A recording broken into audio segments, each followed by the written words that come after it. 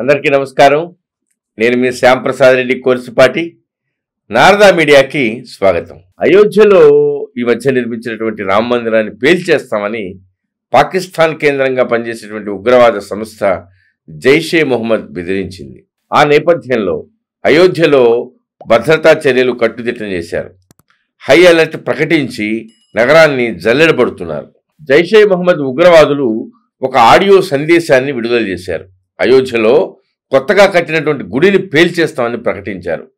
అంతేకాదు 2001లో అయోధ్య రామాలయం పైన జరిగినటువంటి దాడి గురించి కూడా వాళ్ళు ప్రస్తావించారు. ఈ నేపథ్యంలో ప్రభుత్వం మందిరం దగ్గర రక్షణ చర్యలు ముమ్మరం చేసింది. ఒక్క అయోధ్య ఆలయం అనే కాదు, అసలు అయోధ్యలో గుడి కట్టుకున్న పాపానికి భారతదేశం మీద మరిన్ని దాడులు చేస్తామంటూ ఈ పాకిస్తానీ ఉగ్రవాదులు బెదిరిస్తున్నారు.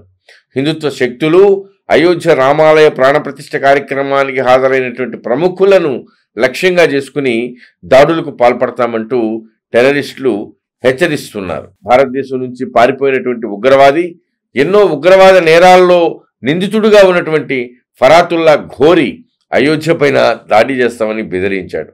ఇటీవలే రియాసీలో హిందూ భక్తుల బస్సును పేల్చేసినటువంటి ది రెసిస్టెన్స్ ఫ్రంట్ అనేటువంటి ఉగ్రవాద సంస్థ కూడా ఇదే తరహా హెచ్చరికని జారీ చేసింది. నిషిద్ధ ఉగ్రవాద సంస్థ లష్కరే తోయిబా అనుబంధ సంస్థే ఈ మొన్న రియాసీలో దాడి చేసినటువంటి సంస్థ కూడా. సో ఆ బెదిరింపులు రెండు రామ మందిర ప్రాణ ప్రతిష్టని సైతాన్ చర్యగా అభివర్ణించాయి. అక్కడ గుడి కట్టుకున్నందుకు ప్రతీకారం తీర్చుకుంటామని హెచ్చరించాయి. ఫరాతుల్లా ఘోరీ రామ మందిరం యుద్ధ ప్రకటన పేరుతో ఒక వీడియోని విడుదల చేశాడు. భారత్ని ఇస్లామిక్ దేశంగా మార్చేయడమే మా లక్ష్యం అని ప్రకటించాడు.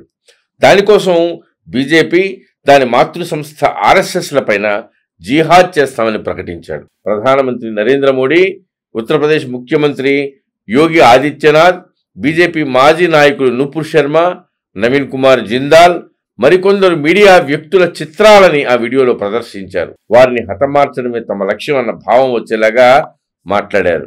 భారతదేశంలో ఉన్నటువంటి ముంబై, హైదరాబాద్, భత్కల్, ఆజంఘడ్ వంటి నగరాల్లో ఉగ్రవాద కార్యకలాపాలకు మద్దతు తగ్గిపోతుందంటూ ఘోరీ ఆ వీడియోలో ఆవేదన వ్యక్తం చేశాడు.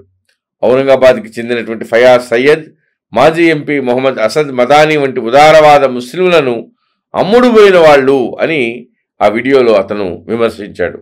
ఆ వీడియోలో రామమందిరం, హ్యాండ్ గ్రెనేడ్స్, కత్తులు, ఆత్మాహుతి జాకెట్లు, బుల్లెట్లు, తుపాకులు, బుల్డోజర్లతో ఇళ్లను కొడుతున్నటువంటి దృశ్యాల చిత్రాలను సైతం ప్రదర్శించారు.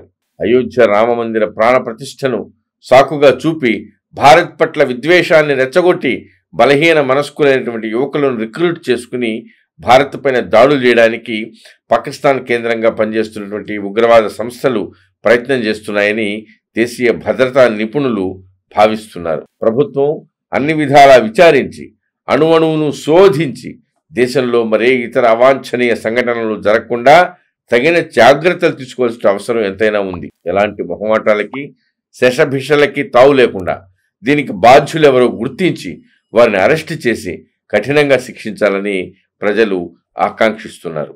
అంతేకాదు దేశంలో ఉన్నటువంటి ప్రతిపక్ష పార్టీలు కూడా కేవలం ప్రభుత్వాన్ని ప్రతిదానికి విమర్శించడమే పనిగా పెట్టుకోకుండా దేశ రక్షణ, దేశ ప్రజల రక్షణ, దేశానికి ఇంటా బయట పొంచున్నటువంటి ప్రమాదాలను ఎదుర్కోవడంలో కేవలం ప్రభుత్వ బాధ్యత మాత్రమే కాదు, తమ బాధ్యత కూడా అని గుర్తిరిగి ఇట్లాంటి సంక్షుభితమైనటువంటి సమయాల్లో ప్రభుత్వానికి, ప్రజలకి మనసా వాచా కర్మణ మద్దతుగా నిలిచి తాము బాధ్యత, నిబద్ధత కలిగినటువంటి ప్రతిపక్షమని నిరూపించుకోవాల్సిన అవసరం ఎంతైనా ఉందని కూడా ప్రజలు భావిస్తున్నారు.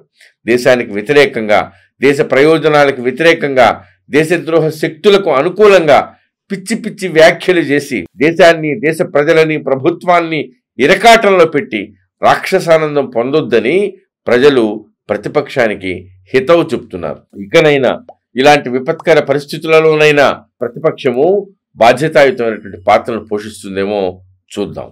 భారత్ మాతాకి జై.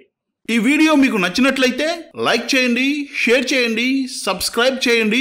మీ అభిప్రాయాన్ని కామెంట్ల రూపంలో తప్పకుండా తెలియజేయండి.